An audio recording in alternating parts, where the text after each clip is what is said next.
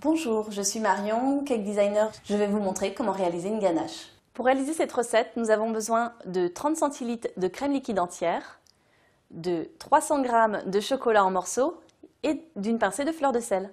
Tout d'abord, nous allons commencer par faire bouillir notre crème entière avant de l'incorporer au chocolat. La crème liquide ayant bouilli, je vais à présent l'incorporer au chocolat. Je ne mets que 2/3 de la préparation afin de ramollir le chocolat. Et j'attends au moins 1 minute. Le chocolat est un petit peu moelleux, donc on va pouvoir commencer à mélanger par le centre afin de réaliser une émulsion du même type qu'une mayonnaise. On se concentre sur le centre afin d'obtenir une pâte plus compacte et foncée.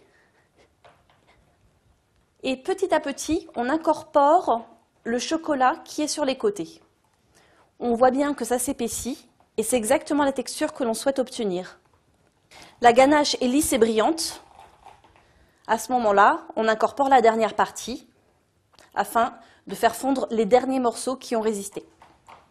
Il est mieux d'utiliser des carrés de chocolat que des miettes de chocolat afin que la texture soit beaucoup plus crémeuse.